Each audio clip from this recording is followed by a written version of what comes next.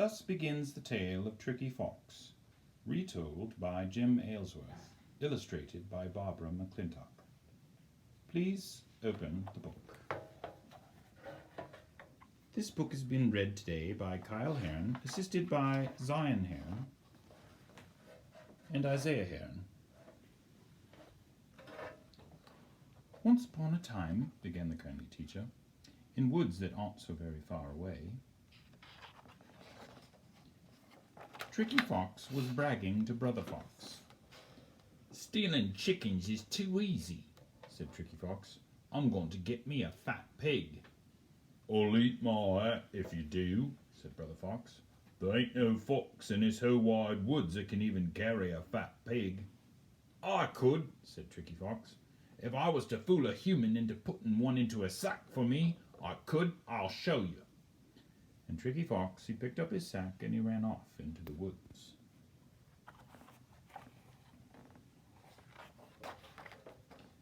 Tricky Fox ran and he kept on running until just before it started getting dark. Then he stopped and he picked up a little piece of log and he put it into his sack. Then he knocked at the door of a nearby cottage.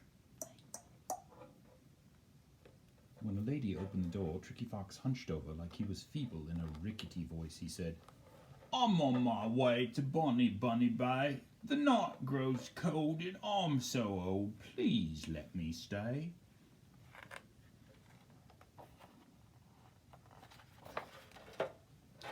The lady felt sorry for him and she said, "Okay, I'll let you stay, but no tricks."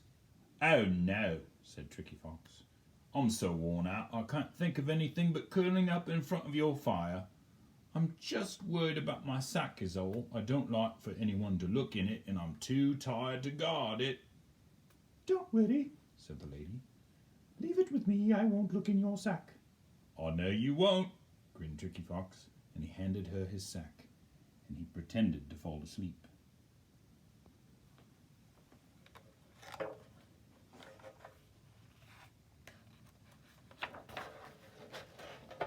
But before the lady went to bed, she couldn't resist a quick peek into that sack, even though she said she wouldn't. "Just a piece of log," she said to herself. Then she blew out the light, pulled up her covers, and fell asleep. Pretty soon Tricky Fox heard her snoring. Quiet, quiet, quiet, he went over, tippy-toe, pulled out the piece of log, and he put it on the fire. Then he went to sleep, sure enough. In the morning, Tricky Fox held up his empty sack and he said, "What's happened to my loaf of bread?" "You didn't have a—" the lady began to say, and then she stopped herself, remembering that she wasn't supposed to know what was in that sack. "I don't rightly know," she said, too embarrassed to admit the truth. "Must have been the mice. "I'll give you a loaf of mine." She opened up her bread box, put a loaf of her bread in Tricky Fox's sack.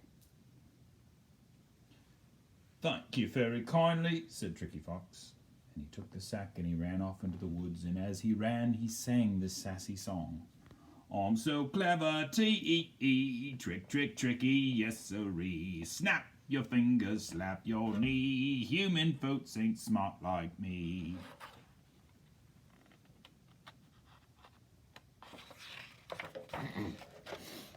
All day long, Tricky Fox, he hung out into the woods until just before it started getting dark again.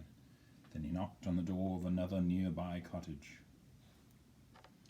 A lady opened the door, and Tricky Fox hunched over. In a rickety voice, he said, "I'm on my way to Bonnie Bunny Bay. The night grows cold and I'm so old. Please let me stay."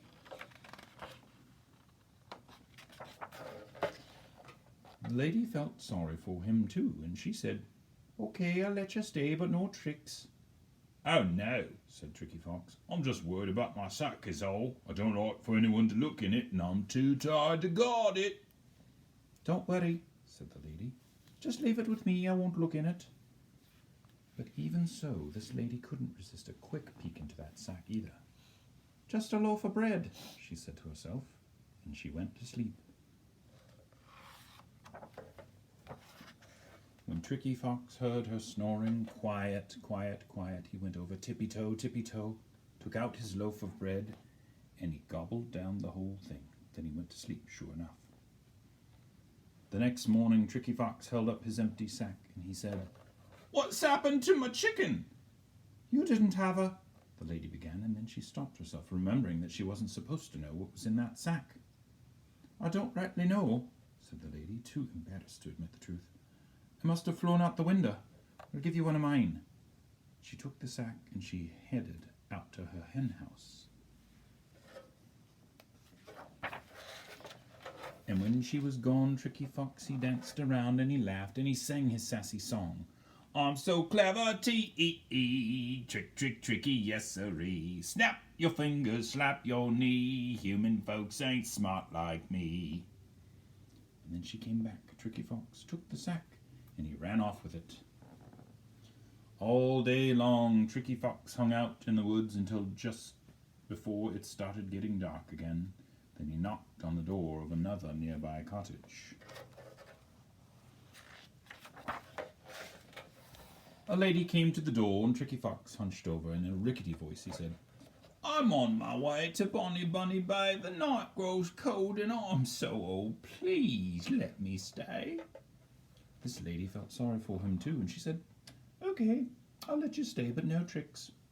"Oh no," said Tricky Fox. "I'm just worried about my sack is all. I don't like for anyone to look in it, and I'm too tired to guard it." "Don't worry," said the lady. "Just leave it with me. I won't look in it."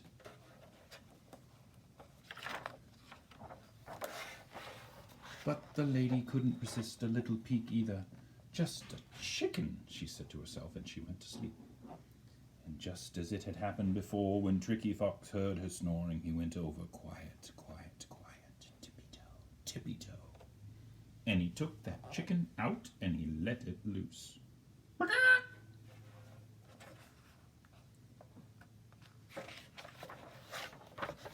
In the morning, Tricky Fox held up his sack and he said, "What's happened to my pig?" "You didn't have a—" the lady began to say, and then she stopped herself, remembering that she wasn't supposed to know what was in that sack. "I don't rightly know," she said, too embarrassed to admit the truth. "Must have slipped out the door. I'll give you one of mine." And she took Tricky Fox's sack and she headed out to her pig pen. When she was gone, Tricky Fox danced around and he laughed and he laughed and he sang his sassy song. "I'm so clever, T-E-E, trick, trick, tricky, yes-siree. Snap your fingers, slap your knee, human folks ain't smart like me."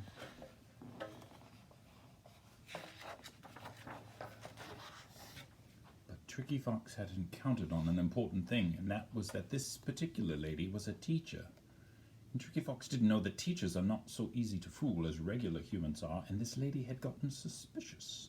And she'd come around to the side of her house, and she'd watched through the window as Tricky Fox danced and laughed and sang that sassy song of his. "That rascal," she said to herself, "I'll fix him." And instead of going over to her pig pen, she went over to her dog house. And instead of putting a pig into Tricky Fox's sack, she put in her bulldog, and she brought it back, and Tricky Fox hefted it off onto her shoulder and ran off.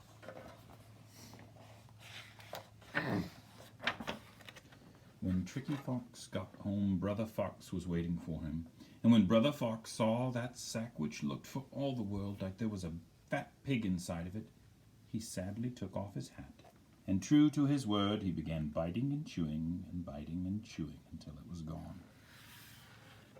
And then Tricky Fox untied the sack, and to their sorry surprise, out jumped that lady's bulldog. And that bulldog, he bit him low and he bit him high, and he made the fur just fly, fly, fly. And then he chased him off into the woods. "And because of what happened that day," said the teacher, "every fox in the woods has learned a lesson. And because of what happened, every fox in the woods has been much more respectful of humans. And because of what happened, you never hear foxes singing sassy songs. And because of what happened, you never ever see one wearing a hat." And that is the end of Tricky Fox, assisted by Zion Heron and Isaiah. Thank you.